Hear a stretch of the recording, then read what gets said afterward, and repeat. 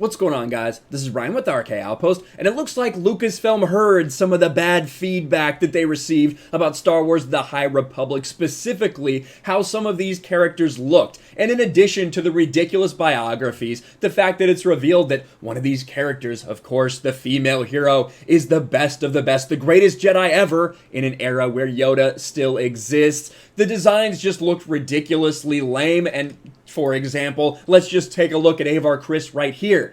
Well, Lucasfilm evidently heard some of this feedback, and they have changed the characters. Did they come out and make an announcement? Oh, this is what they look like now. We heard you guys. We understand.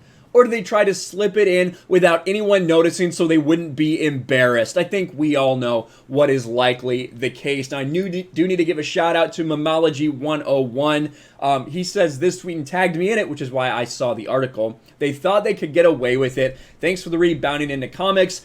At Drunk3PO, at me, and Yellow Flash. If you haven't covered this, this is in your lane if you want to cover it. And I did want to cover it because you can see Star Wars quietly releases redesigns for their High Republic characters. And again, this initial announcement, this Star Wars The High Republic Meet the Jedi Knights and Masters, it was on April 2nd. It was a big reveal, really heavily promoted by everyone. Our first look at these characters. And you did get to see Avar Kriss. And if you didn't think I was being serious, listen to the bio. Avar is the brightest, most noble example of Jedihood. She always tries to see the good in people and situations, never puts herself first. She is invigorated about the life on the frontier and the challenges it brings, and is an inspiration for those who work with her. She's compassionate, not dogmatic, and always ready to sacrifice herself over others.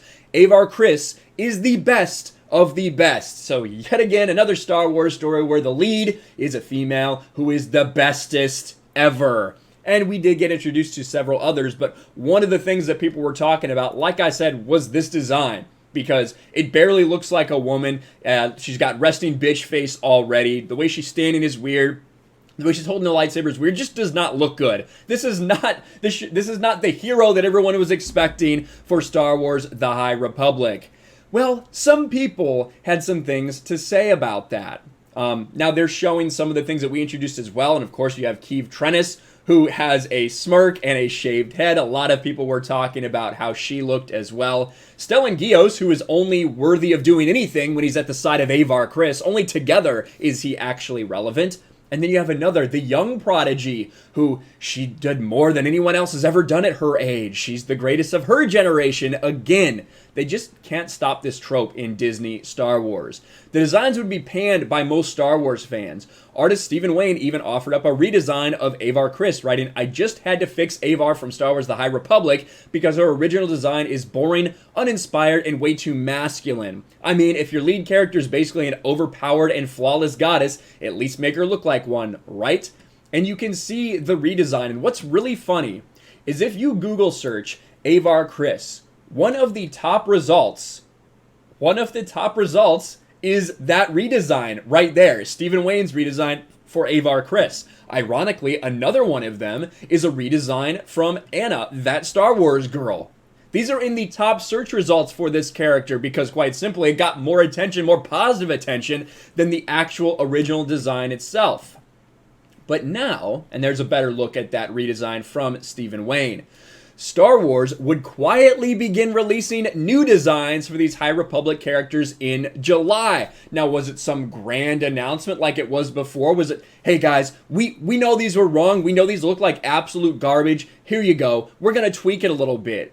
No, like they show here. In a blog post revealing Trandoshan Master Jedi Skier, they would also sneak in a new design for Avar Kriss. Now, this is it right here. Inside Star Wars The High Republic Meet the Jedi Knights and Masters, Part 2. And it's simply an introduction to this character Skier. Now, as you scroll down, okay, I guess we get a little bit of information about him. And we also see, there's his mission attire. Okay, so they have temple and mission attire, it's established.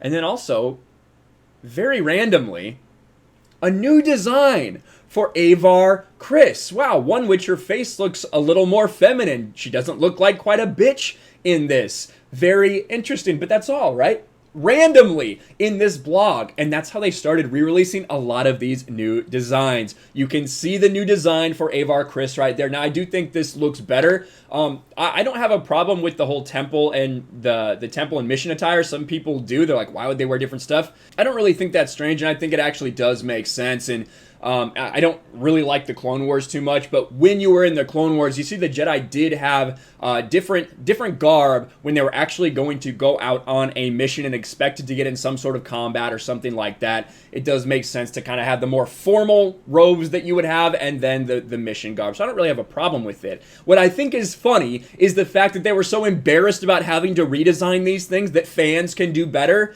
that they didn't want to make a big deal out of it. They just wanted to push them in there, get them out there, but not actually admit about how wrong they were. They would also upload new designs for Keeve Trennis and Stellan Gios. These new designs also indicated the Jedi have two separate outfits, mission attire and temple attire. The above image showcased in July was her mission. Here's her temple attire below. So there you have it. Again, just a little more feminine, and I think that makes sense if it's going to be a female character. Now, Stellan Gios looks like completely different. He's got like a beard now and everything. Look at how this dude looked in the beginning. In the beginning, he was just like a very stereotypical male hero, even though it says essentially nothing about him other than when him and Avar work together, they're a powerhouse. But he can't do much by himself, evidently. But that is quite a significant change. They put the beard on him there. So I don't know if that looks better or worse. It looks fine, I guess. And then the redesign for Keeve Trennis. Now, there's not much redesign. She is still, let's zoom in a little bit here. She still has the She still has the shaved head, still has the smirk. However, at least Keeve Trennis, in her bio, it does say that she actually struggles with things. She struggles with her confidence. So at least she has a fucking flaw, which is more than we can say for some of the other females that have been introduced for the High Republic so far. Now, we will see how the High Republic does. Here are some of the enemies that you're going to see in the High Republic. You guys have heard me talk about this before, probably. I think one of the most ridiculous things about Star Wars The High Republic is the idea that it's the first time that anyone's ever done this story that's being told between books and comic books. And, oh, it's the first time we've ever had to organize anything like this. And they even said that. Nothing like this has ever been done before. A roundtable discussion with the creators of Star Wars The High Republic. Well, again, the people that work at Lucasfilm, the people that work for Disney Star Wars aren't the brightest. We know that this has been done plenty of times before, and in fact, was done quite often in Star Wars. In fact, you have the new Jedi Order series, part of the expanded universe, that was 19 books, and also encompassed a tie-in comic book series. It was all planned out from the beginning. All ran by George Lucas himself, and George Lucas refused some of their ideas. George Lucas made them change a lot of things. Who the heroes were allowed to be, who the villains were allowed to be. And to be quite honest, it looks like they're taking some inspiration from the new Jedi Order series to tell this story. I don't think the High Republic is going to be any good, but at least it's an attempt for them to maintain some sort of continuity. I don't have any belief or any trust that they will be able to do so, but to act like it's the first time it's ever been done in Star Wars that we've sat down to tell an interconnected story, you're just lying. They did it for decades before Disney bought Star Wars and decided to throw the expanded universe in the garbage. And I think we all know what to expect from this High Republic based on who's writing it. But I'm interested to hear your thoughts about the way that these guys just snuck these redesigns in there. Yeah, we know that she looked like fucking garbage, so we changed it. But we're not going to tell anybody. We don't want to draw any attention to it. We just want to fix it. Let me know your thoughts in the comments below. Smash a like button, subscribe to the channel, ring the bell for notifications, share this video out there, and I'll talk to you later. Thanks for watching, everyone, and a huge shout out to my patrons. I appreciate you guys so much. Want to follow me on Twitter or Instagram? Check out the description below. You'll find links to my P.O. box and my Patreon as well. And I'll talk to you guys later.